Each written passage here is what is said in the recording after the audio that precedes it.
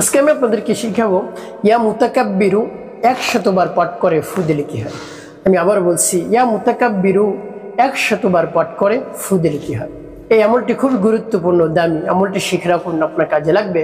আমলটি কখন কিভাবে করবেন, কোন নিয়মে করবেন, আমলটি করে কিভাবে আপনি উপকৃত হবেন, আমি বিস্তারিতভাবে আপনাদেরকে বলে দিচ্ছি। তাই বিস্তারিত জানার জন্য, আমলটি শিখে রাখার জন্য ভিডিওটি না টেনে না কেটে শেষ পর্যন্ত দেখার অনুরোধ থাকবে, তাহলে সঠিক নিয়মে এই আমলটি করতে পারবেন। তো প্রিয় ভাই বোনেরা, এই আমলটি করে যখন আপনি উপকৃত হবেন তখন আপনি আনন্দিত হয়ে যাবেন যে আমলটি তো আমার আরও আগে দরকার ছিল, আমি কেন পাইনি। সমস্যা না, এখন পেয়ে গেছেন, আপনি করুন।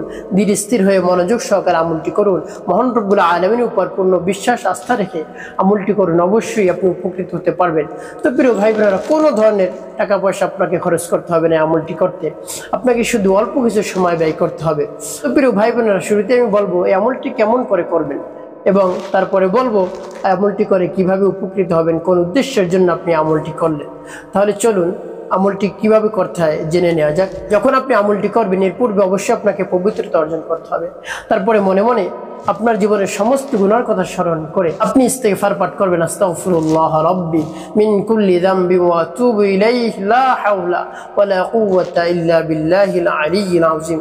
এই বড়টা যদি না পারেন ইস্তিগফার, ছোট ইস্তিগফারটি পাঠ করবেন, আস্তাগফিরুল্লাহ আস্তাগফিরুল্লাহ আস্তাগফিরুল্লাহ। যখন এভাবে ইস্তিগফার পাঠ করা হয়ে যাবে, তারপরে প্রিয় নবীজি সাল্লাল্লাহু আলাইহি ওয়াসাল্লামের শানে 3 বার দুরূদ শরীফ পাঠ করবেন। সাল্লাল্লাহু আলাইহি ওয়াসাল্লাম সাল্লাল্লাহু আলাইহি ওয়াসাল্লাম সাল্লাল্লাহু আলাইহি ওয়াসাল্লাম। এভাবে ইস্তিগফার এবং দুরূদ শরীফ যখন পাঠ করা হয়ে যাবে, আপনি কোথাও ফু দিবেন না। তারপরে আমার দেখার নিয়ম অনুযায়ী সেই নামটি পাঠ করবেন। আর কখন এই আমলটি করবেন আমি আপনাদেরকে বলে দিচ্ছি। তো প্রিয় ভাই বোনেরা, এই নামটি যখন পাঠ করবেন তখন মনে মনে মহান রব্বুল আলামিনের কাছে দোয়া করবেন, হে আল্লাহ, যে সমস্যার জন্য আমলটি করতেছি সমস্যা দূর করে দিন, এই সমস্যা আমার থেকে দূর করে দিন এবং আমার আমলকে কবুল করুন, সময়কে কবুল করুন।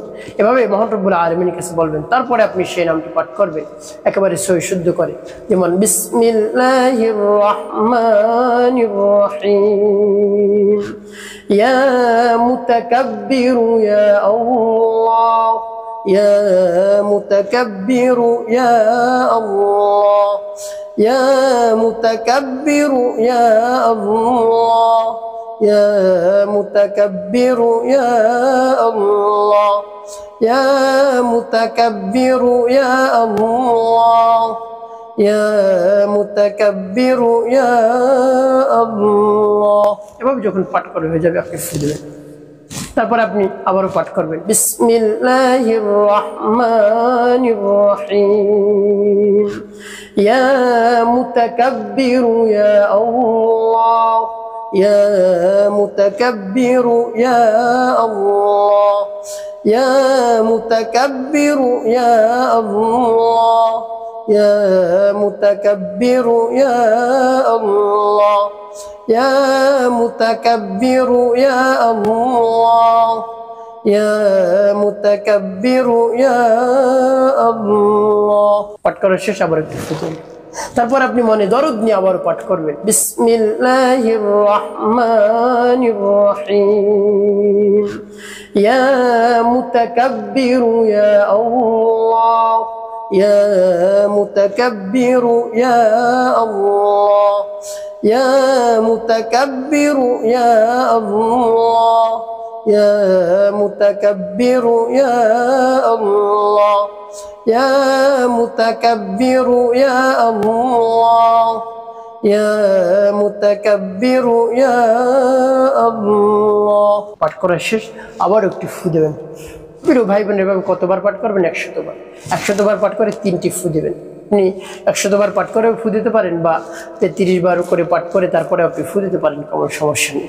তো প্রিয় ভাই বোনের, এভাবে যখন 100 বার পাঠ করা হয়ে যাবে, তারপরে সর্বশেষ নবীজি সাল্লাল্লাহু আলাইহি ওয়াসাল্লামের শানে আপনি 3 বার দুরূদ ইব্রাহিম পাঠ করবেন। আল্লাহুম্মা সাল্লি আলা মুহাম্মাদ ওয়া আলা আলি মুহাম্মাদ কামা সাল্লাইতা আলা ইব্রাহিম ওয়া আলা আলি ইব্রাহিম ইন্নাকা হামিদুম মাজিদ। আল্লাহুম্মা বারিক আলা মুহাম্মাদ ওয়া আলা আলি মুহাম্মাদ কামা বারাকতা আলা ইব্রাহিম ওয়া আলা আলি ইব্রাহিম ইন্নাকা হামিদুম মাজিদ। আল্লাহুম্মা সাল্লি আলা মুহাম্মাদ ওয়া আলা আলি মুহাম্মাদ কামা সাল্লাইতা আলা ইব্রাহিম ওয়া আলা আলি ইব্রাহিম ইন্নাকা হামিদুম মাজিদ। اللهم بارك على محمد وعلى ال محمد كما باركت على ابراهيم ইব্রাহিম ওয়া আলা আলি ইব্রাহিম ইন্নাকা হামিদুম মাজিদ। এভাবে যখন 3 বার দুরূদ ইব্রাহিম পাঠ করা হয়ে যাবে, এরপর 2টি ফু দেবেন। তো প্রিয় ভাই বোনের, এভাবে 5টি ফু দিয়ে আপনার আমলটি করা হয়ে গেল। কোন উদ্দেশ্যের জন্য আপনি আমলটি করলেন এবং কখন আপনি আমলটি করবেন? আপনি সঙ্গমের পূর্বে এই আমলটি করবেন, সহবাসের পূর্বে আমলটি করবেন। তাহলে কি হবে? যখনই আপনি সঙ্গম করবেন, সহবাস করবেন, এর পূর্বে আমলটি করলে কি হবে? সেই সঙ্গমের মাধ্যমে, সেই সহবাসের মাধ্যমে যে সন্তান গর্ভে আসবে, সেই সন্তান নেককার সন্তান হবে ইনশাআল্লাহ। আপনার কথা উঠবে বসবে, মা বাবার বাধ্যগত সন্তান হবে, মা বাবার কথার বাইরে সে কিছু করবে না, মা বাবা যা বলবে তাই করবে ইনশাআল্লাহ। এই জন্য নেককার সন্তান মহান রব্বুল আলামিন দান করবেন। আপনি সঙ্গমের পূর্বে যদি এভাবে আমলটি করে মহান রব্বুল আলামিনের উপর পূর্ণ বিশ্বাস এবং আস্থা রেখে করতে পারেন, তারপরে আপনি আমলটি করার পরে সাথে সাথে মহান রব্বুল আলামিনের কাছে দোয়া করবেন, আল্লাহ আমাকে একজন নেককার সন্তান দান করুন। আপনি ছেলে চান, মেয়ে চান, যাই চান, মহান রব্বুল আলামিনের কাছে বলবেন। বা আপনি বলতে পারেন, হ্যাঁ আল্লাহ, আপনার মর্জি অনুযায়ী, আপনার ইচ্ছা অনুযায়ী আমাকে একটি নেককার সন্তান দান করুন। সেটা ছেলে হতে পারে, মেয়ে হতে পারে।